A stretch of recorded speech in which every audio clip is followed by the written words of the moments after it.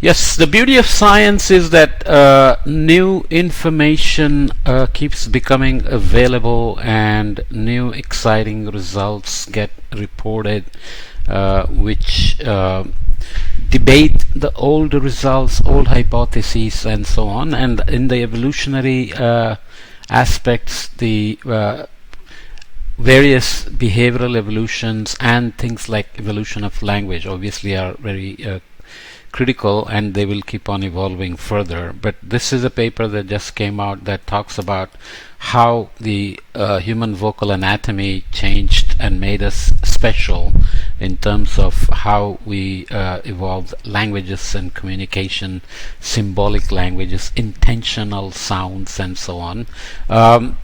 Making sound is very common. Almost all animals and many insects do it. You push air through the various cavities and you can produce sound and frequencies and screams and yells and so on. And something like a parakeet, which makes many very human-like sounds, including sentences, is supposed to have a tongue similar to ours, which is related to the physical structure which allows the tongue to be free and move around. So this one, on the other hand, this new paper argues that the evolutionary loss of complexity in human vocal anatomy became critical for adaptation for speech. I'll just read the abstract. Basically, there are many details which I will not go into because it gets away from climate and evolution, which is what we are mostly interested in. But evolution of language is a big part of it because communication, trading, social complexification, complexity, hierarchy, etc., all play into the way we have evolved, and especially to evolved to affect the environment, right? This is the main concern usually of human impacts, especially in the context of global warming and where we are headed. So human speech production obeys the same acoustic principles as vocal production in other animals, but has distinctive features. A stable vocal source is filtered by rapidly changing formant frequencies, so we can change the frequency at which we are producing the sound. I can raise my voice, lower my voice, I can sing and yell and so on.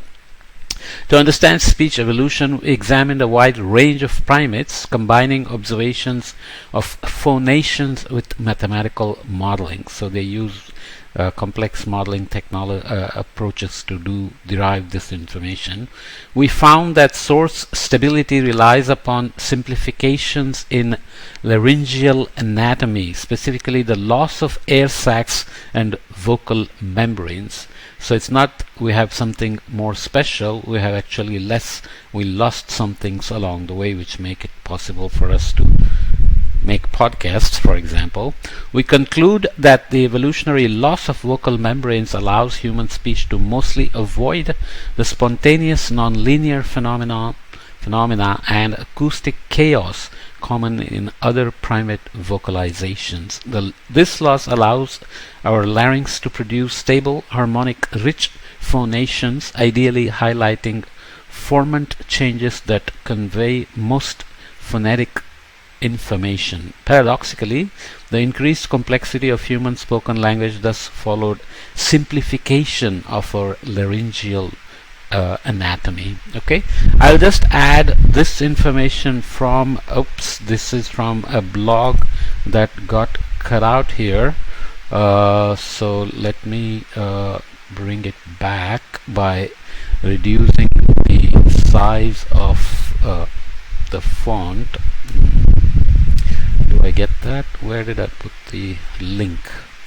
I need this link for credit purposes, so let me put it in the second slide of this. Copy link and come back here and paste it here. This is from someone's blog who has webspace.ship.edu, from where I copied this summary of the theories of evolution of language. So this uses interesting terminology. Also, I'm getting a lot of wind. It just started to pour again, so maybe I'm okay for now. So what are the various theories? The Mama theory, language says that language began with the easiest syllables attached to the most significant objects like mama and dada and papa and so on. The Tata theory, Sir Richard Paget, influenced by Darwin, believed that body movement preceded language. Language began as an unconscious vocal imitation of these movements, like the way a child's mouth will move when they use scissors, or my tongue sticks out when I try to play the guitar. Okay, we do all these things. This evolved into popular idea that language may have derived from gestures. Well, it's a theory, so that's you can always make up theories, right? So I'm just going to adjust the slide here. Obviously I'm being a little bit careless here in the preparation of slides, but that's okay. Okay, so the Bow Wow theory, language began as imitations of natural sounds: moo, choo, shoo, crash, clang, buzz, bang, meow. This is more technically referred to as onomatopoeia or echoism. So there have been ideas that birds started to make the sounds first, and we learned to imitate sounds from the birds as well. The poo-poo theory, language began with interjections, instinctive emotive cries such as "oh" for surprise and "ouch" for surprise and "ouch" for pain. The ding-dong theory, some people, including the famous linguist Max Muller, have pointed out that there is a rather mysterious correspondence between sounds and meanings. Small, sharp, high things tend to have words with high front vowels in many languages, while big, round, low things tend to have round back vowels. Compare itsy bitsy teeny weeny with the moon, for example. This is often referred to as sound symbolism. Okay, the yo-hey-ho theory, language began as rhythmic chants, perhaps ultimately from the grunts of heavy work, heave-ho. The linguist A.S. Diamond suggests that these were perhaps calls for assistance or cooperation accompanied by appropriate gestures. This may relate to yo-hey-ho, to the ding-dong theory as such in words as cut, break, crush, strike, and so on.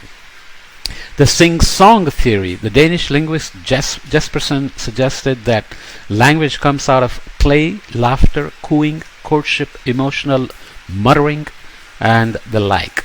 He even suggests that, contrary to the other theories, perhaps some of our first words were actually long and musical rather than the short grunts many assume we started with. So maybe we were lovers and we were making these long musical cooings or mutterings. The hey you theory, a linguist by the name Revets suggests that we have always needed interpersonal contact and that language began as sounds to signal both identity, here I am, and belonging, I am with you. We may also cry out in fear, anger, or hurt, help me, for example. This is more commonly called the contact theory. The hocus pocus theory, the names are very interesting, right? My own contribution to these is the idea that language may have had some roots in a sort of magical or religious aspect of our ancestors' lives. Perhaps we began by calling out to game animals with magical sounds which became their names. And finally, I should have itemized this, Eureka theory, and finally perhaps language was consciously invented. Perhaps some ancestor had the idea of assigning arbitrary sounds to mean certain things. Clearly, once the idea was had, it would catch on like wildfire, because everybody started to talk to each other, and maybe going back to gossip, maybe origin of language facilitated gossip as a social bonding exercise. Okay, so just felt that this is interesting enough to include here, and just a short podcast, so let's leave it there. Okay.